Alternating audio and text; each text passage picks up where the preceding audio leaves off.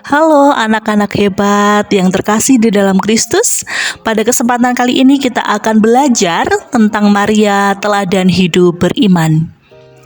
Apa sih itu devosi kepada Bunda Maria?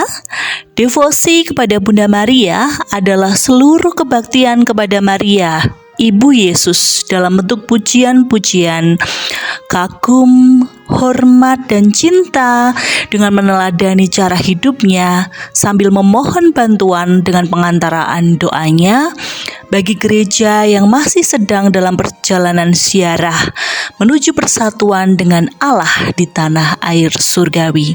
Jadi, devosi ini digunakan untuk Bunda Maria itu sebagai perantara atas doa kita, sebagaimana seorang anak yang akan menuruti apa yang dikatakan oleh ibunya, maka harapan kita lewat perantaraan Bunda Maria, maka doa-doa kita juga akan terkabul. Adapun alasan pokok Maria dihormati dan dapat dimintakan pengantaraan doanya oleh umat beriman adalah apa? Yang pertama, Maria dipilih secara istimewa untuk menjadi Bunda Tuhan Yesus Juru Selamat manusia.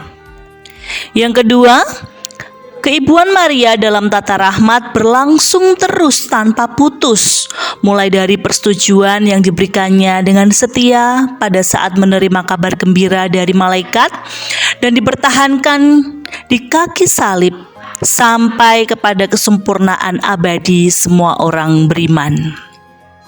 Maria bersedia menjadi ibu para rasul, ibu gereja, dan mendampingi serta meneruskan doa-doa gereja kepada Yesus. Maria menjadi teladan yang mulia, rendah hati, dan taat setia kepada Allah. Lalu, apa inti devosi kepada Maria? Yang pertama, memuji Maria. Seperti Elizabeth dan anak dalam kandungannya, umat mengagumi dan menghormati Maria karena perannya menjadi ibu Tuhan. Maria dipuji karena ia dalam kasih Allah, ia berada di dalam Allah dan berkarya secara luar biasa. Kemudian yang kedua, mencontoh Maria sebagai citra dalam hal iman, cinta kasih, persatuan yang sempurna dengan Kristus, menjawab panggilan Allah, hidup menurut firman Allah, mengikuti Yesus secara sempurna, dan melaksanakan kehendak Allah dengan setia.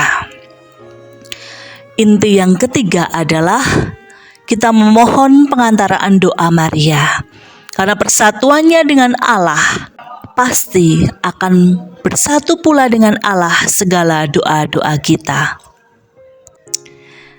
Seperti kita ketahui, banyak bentuk devosi kepada Bunda Maria. Yang pertama, bisa litani Santa Maria. Yang kedua, doa Rosario. Yang ketiga, doa novena 3 Salam Maria. Kemudian yang keempat, ziarah ke gua-gua Maria, seperti yang sudah dilaksanakan biasanya pada bulan Mei ataupun Oktober. Kata devosi sendiri berasal dari bahasa Latin yang berarti kebaktian atau pembaktian. Kadangkala devosi juga diartikan sebagai sikap tetap berupa penyerahan seluruh pribadi kepada Allah dan kehendaknya sebagai perwujudan cinta kasih. Ingat bahwa devosi bukanlah liturgi. Devosi adalah kebaktian khusus kepada berbagai misteri iman yang dikaitkan dengan pribadi tertentu. Misalnya, devosi kepada sengsara Yesus, devosi kepada hati Yesus, devosi kepada sakramen Maha Kudus, dan juga yang sedang kita bicarakan saat ini adalah devosi kepada Bunda Maria. Adapun tujuan devosi antara lain, yang pertama, menggairahkan iman dan kasih kepada Allah. Yang kedua, mengantar umat pada penghayatan iman yang benar akan misteri karya keselamatan Allah dalam Yesus Kristus. Kemudian yang ketiga, dapat pula mengungkapkan dan meneguhkan iman terhadap salah satu kebenaran misteri iman. Tentu yang tidak kalah penting, tujuan dari devosi yang terakhir adalah memperoleh buah-buah rohani. Lalu sebenarnya kedudukan Maria dalam gereja Katolik itu seperti apa sih? Kita lihat di sini. Bunda Maria tidak ditempatkan sebagai kebenaran pokok, melainkan sebuah kebenaran sekunder yang mengantarkan kita pada kebenaran pokok, yakni Yesus Kristus. Ini menjadi penting ya, yang pokok tetaplah Yesus Kristus. Yang kedua, Maria adalah perantara kepada Yesus. Gereja meminta pertolongan Bunda Maria karena yakin bila Bunda Maria yang mengajukan permohonan kepada Yesus, Yesus pasti mengabulkannya. Kemudian kita lanjut, kita akan mengenal Bunda Maria lebih dalam dengan melihat kembali gelar-gelar Bunda Maria itu seperti apa sih? Bunda Maria diberi gelar Bunda Allah, Bunda Gereja, dan tentunya Bunda kita semua. Kemudian yang kedua, Bunda Maria sebagai pengantara rahmat. Yang ketiga, Bunda Maria teladan umat beriman. Dan banyak juga gelar-gelar yang lain yang bisa kalian temukan selain contoh-contoh ini. Silahkan ditemukan di dalam kehidupan sehari-hari. Untuk berdinamika bersama, yang terakhir mari kita bersama-sama di dalam kelompok. Ada sebuah diskusi kelompok di sini diambil dari Injil Lukas bab 1 ayat 26 sampai 38. Ada beberapa pertanyaan pendamping yang bisa didiskusikan di dalam kelompok. Nanti kelompok akan menyesuaikan ya, bisa menjadi 2 kelompok atau 3 kelompok. Paling tidak bisa saling berbagi satu sama lain di dalam satu kelompok.